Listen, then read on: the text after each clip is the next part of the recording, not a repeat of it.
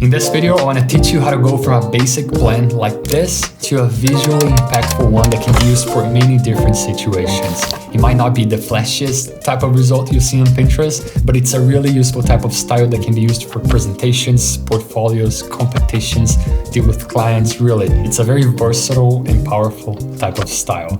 Now, this is a complete tutorial from start to finish, and if you want to get your hands on the files that I'm using to follow along this video, there's a link in the video description. You can get the base PDF for free, or also support our work here and also get the DWG and the PSD to check everything in all the layers in detail. So let's begin. This is the PDF. I have here a basic plan exported from AutoCAD, but it doesn't really matter. It could have been done in BIM or in Rhino. What I want to show you and I want to teach you is the workflow to handle these 2D drawings in a PDF format. We're going to use Photoshop and a little bit of Illustrator. Now, Illustrator is kind of optional, but I like to use it because it gives us more control over this process. And the first step is importing this PDF into Illustrator. Simply drag and drop into it. We want to make sure that this is opened as a new file so that we're able to select the elements individually. Don't drag and drop into an existing file or else it will come as an image file. Now this one came in rotated. I was supposed to be exported in landscape, and instead of fixing that in AutoCAD or even any software you have, it's easier and quicker to do here in Illustrator. So I'm going to go to the artboard and simply swap these numbers. For example, we can copy this one and do 1684 and in pixels, and then we can Control A and rotate it.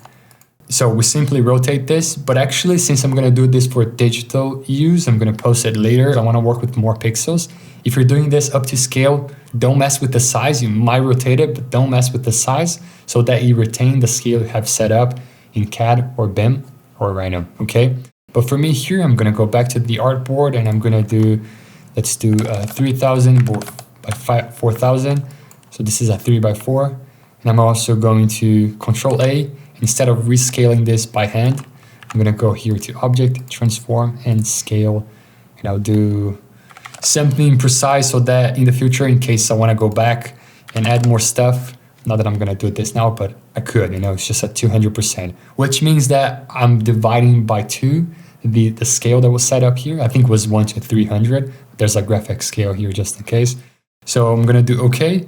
And before I save this and move on to Photoshop, first I want to organize and kind of clean up this file. Again, optional, but since we're here, it's just a couple of extra minutes, a couple of extra moves. Might as well do it because it's going to save a lot of time later in Photoshop. First things first, I want to get rid of this border, but instead of just deleting, which can bring some of the objects with the border, sometimes it happens, we gotta first unclip it, like release the clipping masks. So with it selected, right click and release clipping mask. Just so that we're sure that this is not affecting the drawing. You can even go to Object, Clipping Mask, and make sure that this is grayed out so that it's as released as possible, and even maybe the compound path, release it as well. This really depends on the type of plan you have, the complexity of the plan. So for me, that's it. I'm going to delete it.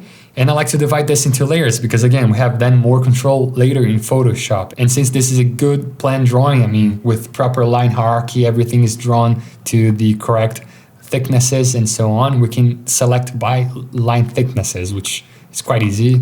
Just select one object. For example, this wall, which has a weight of this 1.26. And if I go to select, same, and then stroke weight, it's going to select everything that is similar to that. And we can go to a new layer and drag this to a new layer and even call this wall. So then now all of the walls are in this specific layer. I know this might sound redundant because we just came from either CAD or BIM software, or even from Rhino that has all of these layers set up, and then we're kind of doing this again. But it's just that extra step that I think it's worth it. I know from Rhino you might be able to export with layers and then have this configured. So this is one last step if you're doing it with Rhino.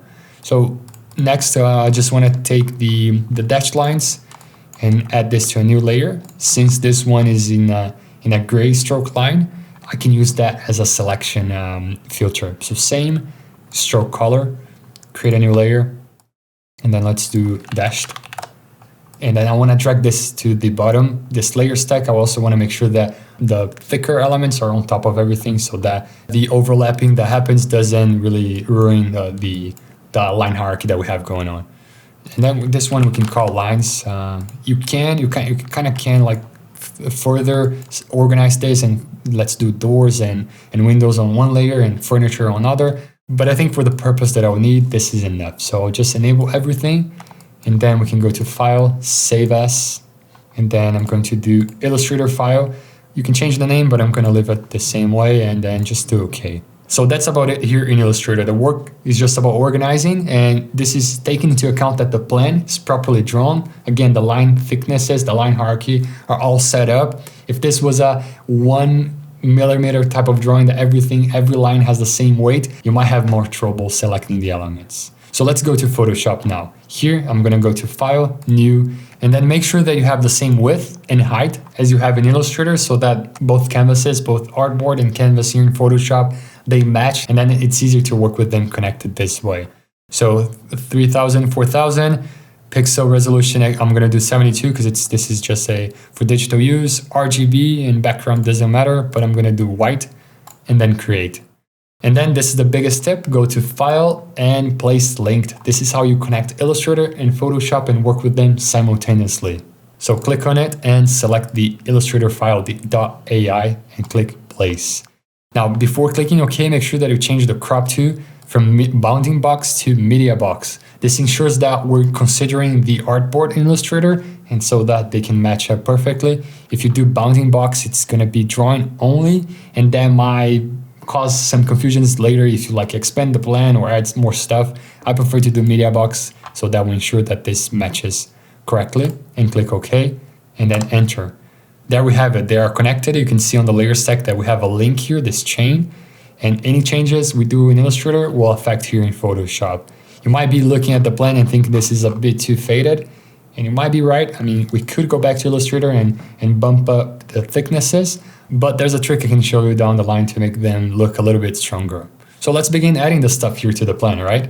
I like to start with the wall so that the boundaries are taken care of, and for that, I'm gonna use the magic wand, shortcut W.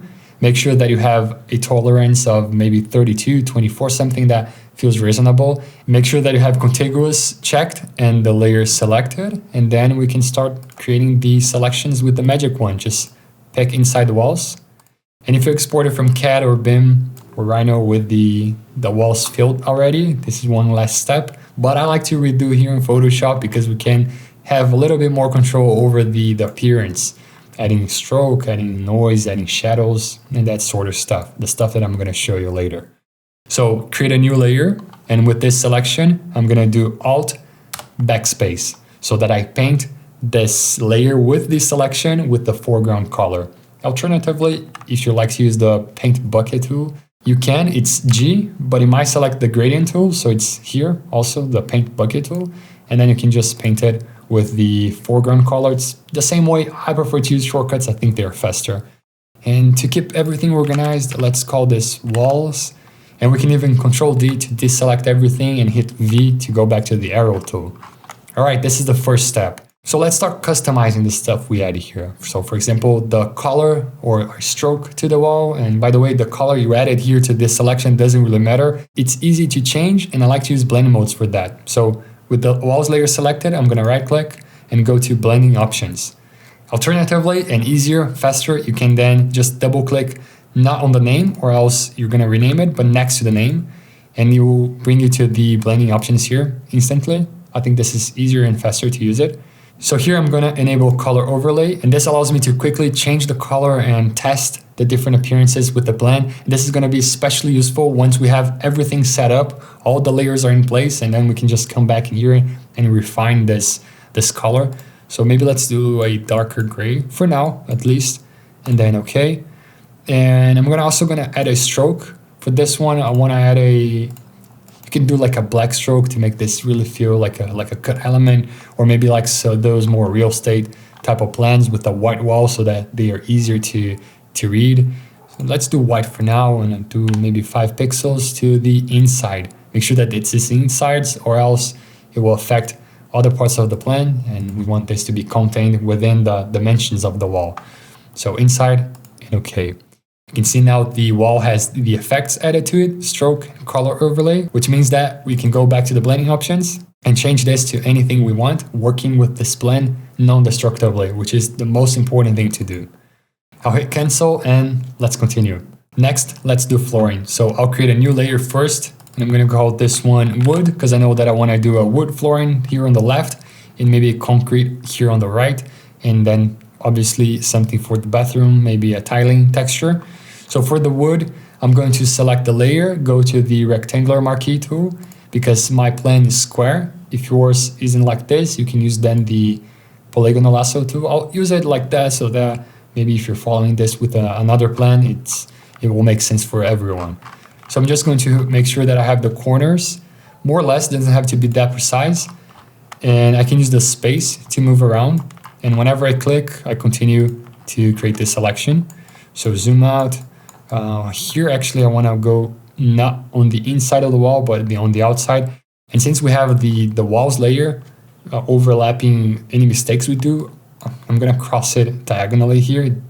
It won't change much. And then go down more or less this way. Make sure I have the corner here. And since I know that the next point is aligned and on top, I can double click to close the selection. And here we have it. Now for the flooring, I'm going to pick any color so that it's easier and more visible to see what we're painting. And I'm going to do Alt Backspace again to fill it up with the foreground color. Control D and V to go back to the Move tool. Well, this is obviously wrong, but the thing here is that we have the layer structure in Photoshop and we can take advantage of it. So just reorganize. I'm going to bring the wood down. And I'm also going to bring the walls below our base layer here so that the drawing stays on top and stays visible. Now this is much better. Let me continue. I'll create a new layer. Let's do concrete, this one. And I'm going to select the concrete flooring now. So let's do this point here. And this way as well. Okay, this is more or less what I want. We can cut the bathroom later. Let me just pick another color here. Let's do this bluish. And lastly, let's do the tiles. I prefer to color code them so that it's easier for me to visualize what I'm actually painting and what has been covered. And then we can add the texture. So finalizing this area and just any new color here. Okay, that's about it. I'm just going to clean this up first. So if we disable the walls, you can see that it's all messy. So we can use the walls to crop this. So control click on the walls. So this is a selection that we repeated, and we can use this selection to delete the pixels in the other parts. For example, if I disable the walls and select the wood, you can see what happens. If I then go to tiles, you can see that this has cleaned up as well. And concrete, same thing. But I also now want to take the tiles out of the concrete so I can select it and then also delete it. So simple as that. I'm also going to delete the concrete from inside here because this is a shaft, and on the sink because I'm going to do something later that will look much better if this is not painted. Same thing for the wardrobes here for the wood flooring, and maybe the kitchen countertop as well for the concrete. Something like this, yeah. And now we can move on to the textures, and you're gonna need a library of textures that are seamless. It's important to be seamless so that we can tile them up and you can cover any area of your plan without having to worry about the seams when two textures connect showing up. We do have our own post-production texture pack on our website, or packs here. If you go to learnupstairs.com packs, we have 3 volumes, post-production texture pack volume 1, 2, and 3. These are paid, high quality, custom made by us, but you can resort to any free library. Don't feel pressured on getting these packs. This is just a way that we can support our work here. Each pack comes with 100 textures. So it's a quick way for you to get a library and then start working on any type of architectural drawing. I'm going to also link in the video description in case you're interested, but again, feel free to use any free options as well. And since we're here, I might as well mention, you might have seen that the plan has a bunch of cool furniture and plants, and everything is super nice drawn. This is part of our 200 plus objects plan pack. Also the same thinking, a way to support our work here, and then we can quickly give you a really good library that you don't have to spend hours looking for reliable free options. This comes also in DWG, PDF, JPEGs. It's very versatile. So also in the video description, if you got the paid version of the video files, you also got some of the objects. So let's go back to the textures now. Let me enable everything here. And I'm gonna go to my packs folder here. This is what you get after you purchase the 100 textures.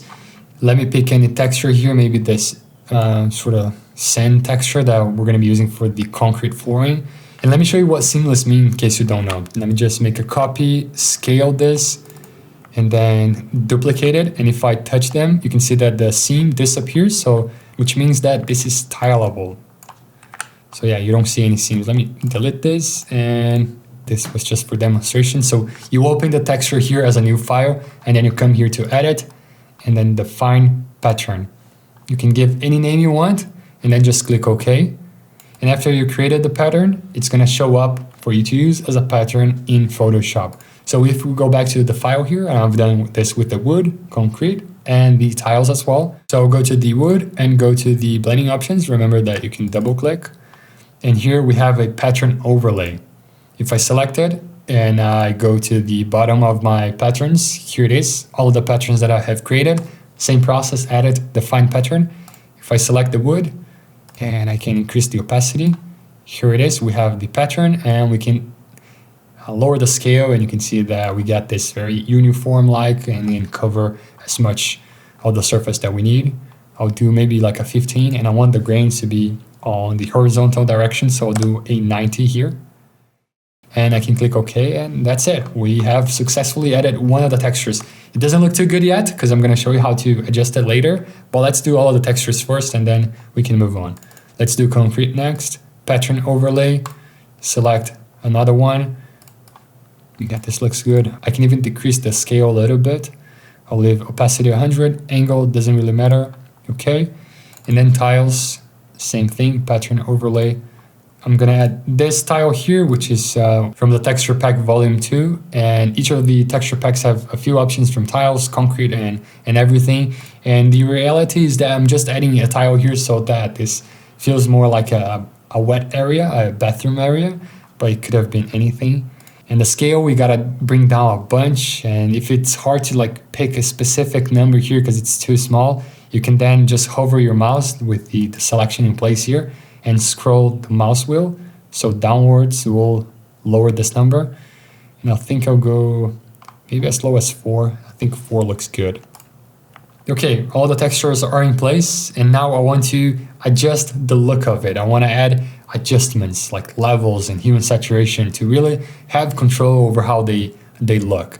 And since this is a pattern overlay, unfortunately, if I create an adjustment layer and clip it so that it only affects the wood or the concrete, it doesn't change anything. We can do any sort of adjustment here, but it's only affecting the color that we added down there. So if I disable the effect, this is what happens. So for that to work, we gotta do something that I don't like to do, which is move destructively, do something destructively to the file.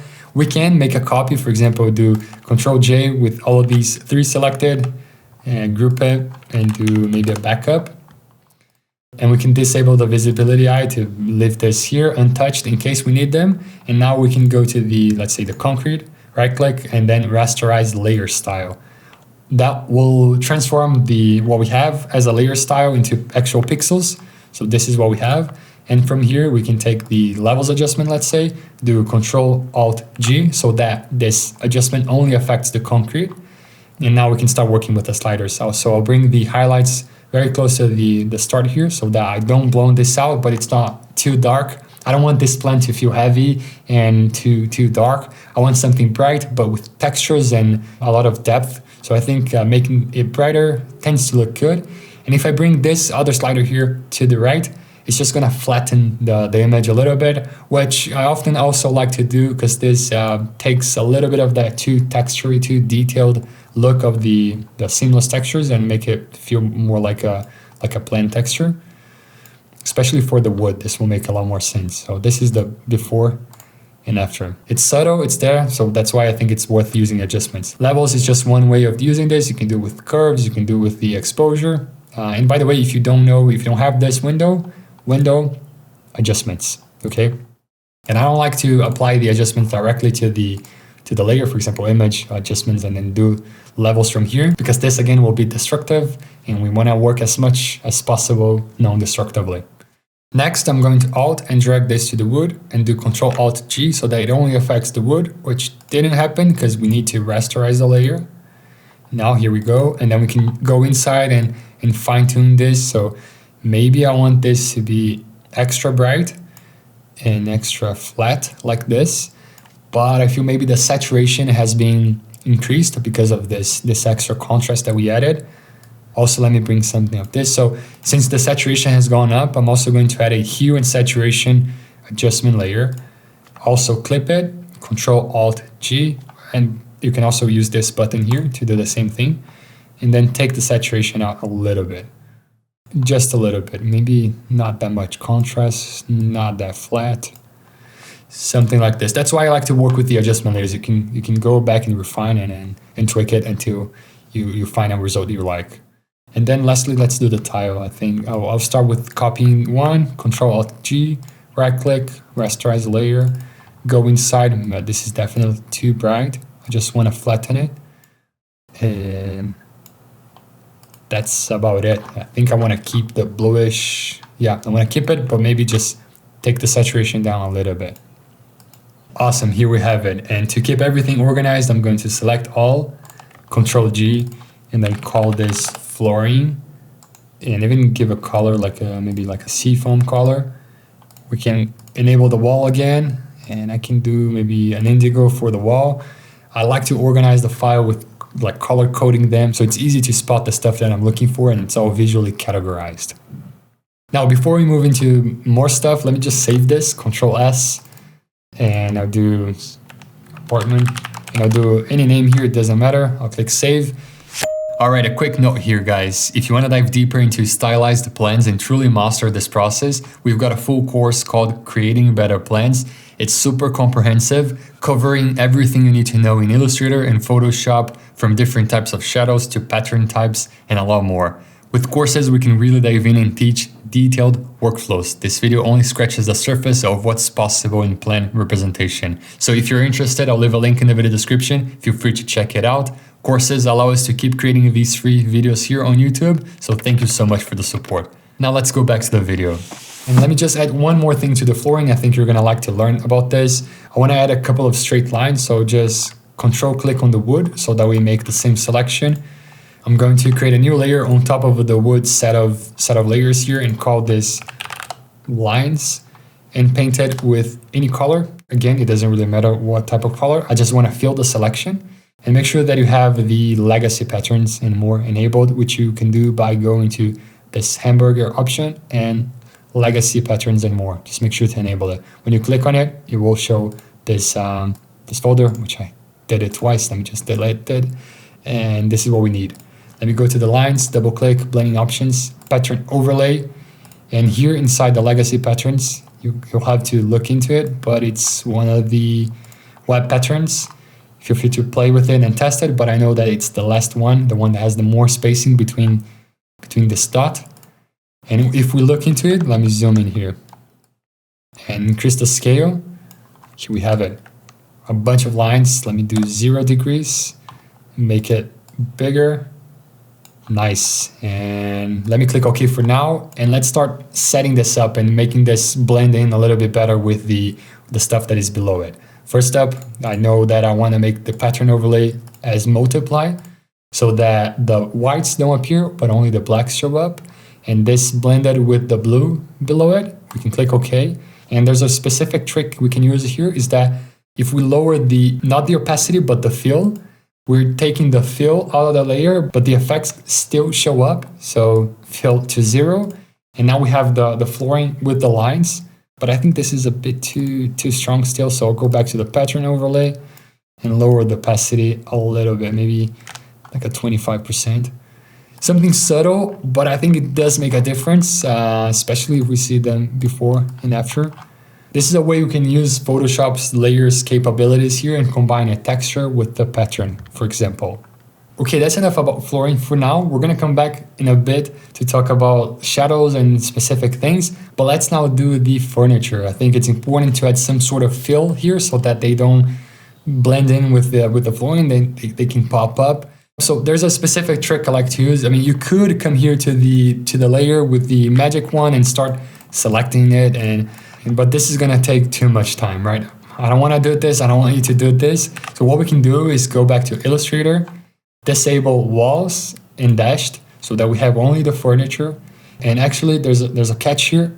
I don't like to do rugs with the furniture. I like to paint the rug with a different intensity, with a different, sometimes colors, sometimes textures, but with a different property. So first I'm just going to select the rug and bring this to a new layer called rug. Bring this below it, disable it so that everything that is about rugs is on another layer and we don't paint it with white with the furniture. This is one more reason I like to have everything here in Illustrator, more control over this process. So with only the lines visible, no rugs, no walls, no dashed, I can go to File, Save, and then if I go to Photoshop, you can see that the walls are now invisible. I mean, you can double check that with Alt and left click on the visibility eye. You can see that the walls are not here. This is very faded, but it's not here. So with this layer selected, with only this layer visible, with the Alt left click trick, we can do a magic wand, W, and select outside of everything so that it spots the furniture. And then with this selection in place, you can either use the shortcut or come here to select and inverse. I like to do the shortcut, Control Shift I. So then now we have the furniture selected, the inverse of it. This is a trick that I like to use to quickly add fills to furniture. I'll just make sure that I don't have the graphic scale selected. I can go to the marquee tool here and hold Alt so that it's a subtraction of a selection. Nice. And then Alt left click on the visibility eye to make everything visible again. I'm going to create a new layer, call this white furniture. And then with white as the foreground color, you can click D to reset it and X to invert it, and then Alt backspace. A ton of shortcuts, but remember that you can always come here, pick white, and go to the paint bucket tool and paint the objects. Same thing, but I prefer to do it this way. I mean, it's not working here because the layer is on top of everything, so we can bring this below the walls, but above the flooring, obviously, so that it shows up. And here we have it. All of the furniture is now painted white, even the people, the doors, the windows, everything. So we can go back now to the Illustrator file and save it so that we enable everything back up. By the way, I thought that the dashed is a bit too faded, even more faded than the rest. So just come here to dashed, maybe make this a black color and make this a 0.5 so that's a bit more present on the drawing.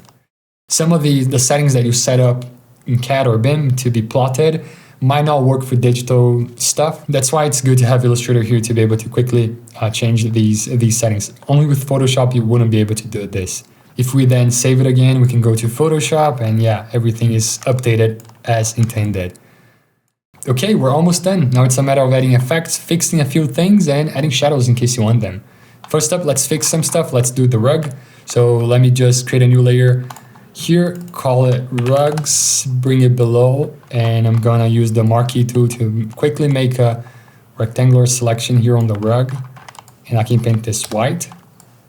And I can use the layer as a guide to make the selection and also paint it white here as well. And lower the opacity. Let's do maybe something like a 50%, 40, yep. And it's not only about the opacity that I want this to be in different layers, is also because of the shadows. So let's do the shadows now. Let's start doing the shadows. The shadows on the furniture specifically, it's really important to have them separate.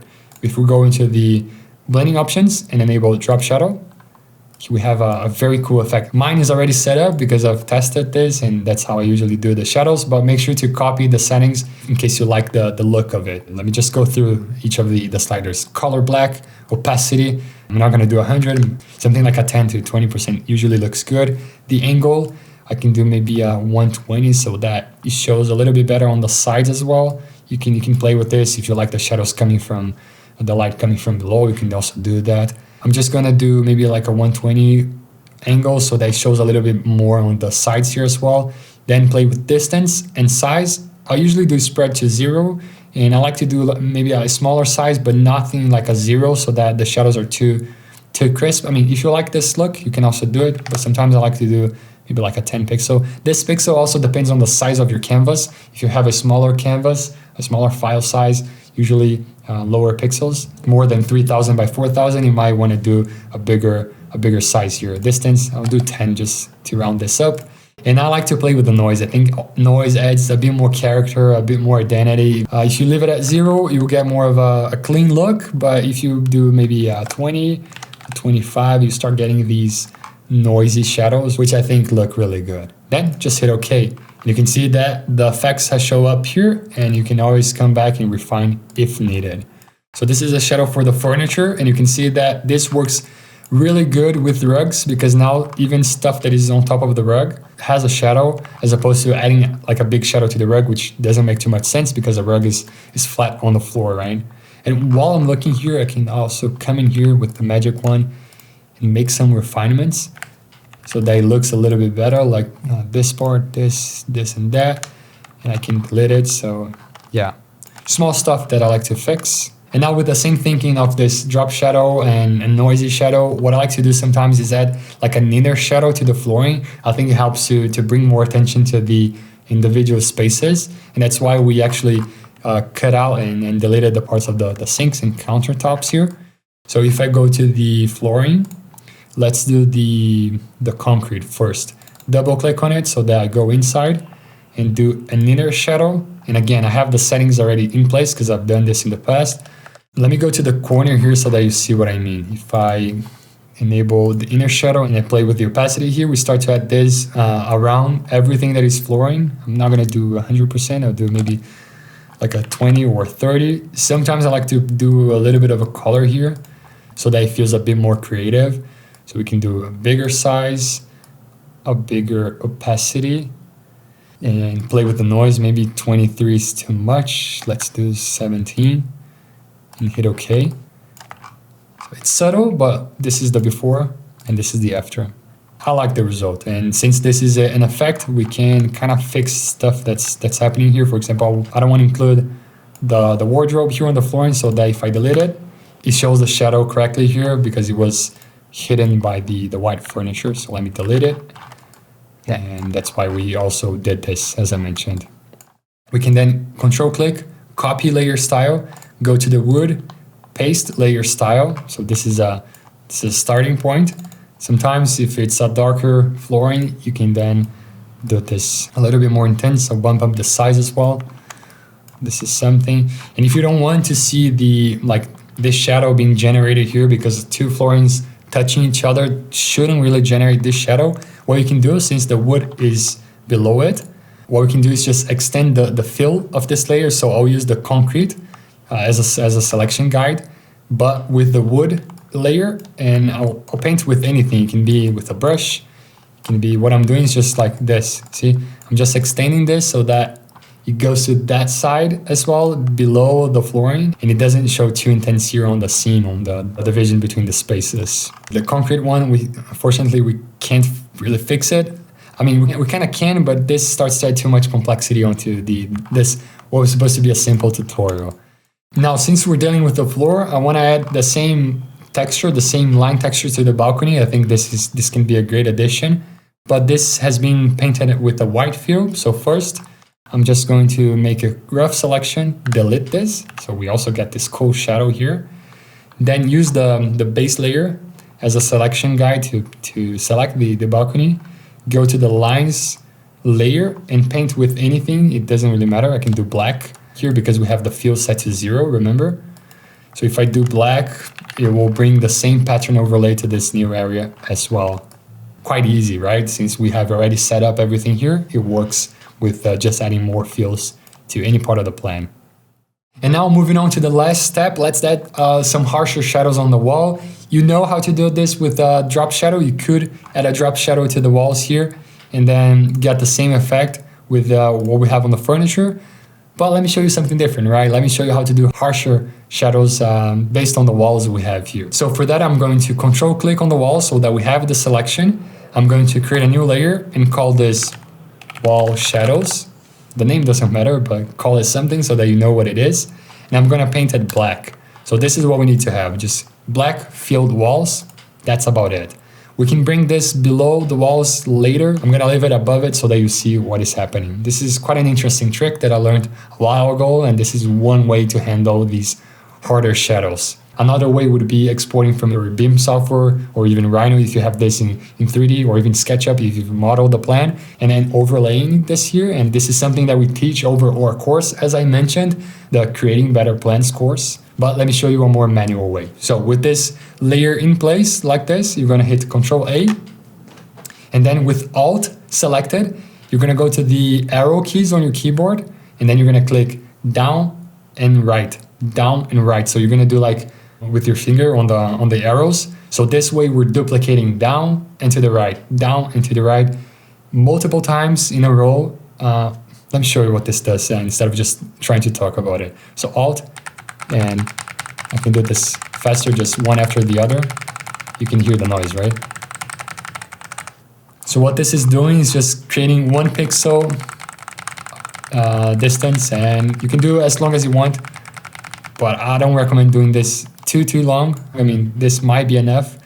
I might do a little bit less than that because I want some overlap on some of the furnitures, because I want to show you an extra trick. So something like this for me is enough. Maybe like 20 times I've done this.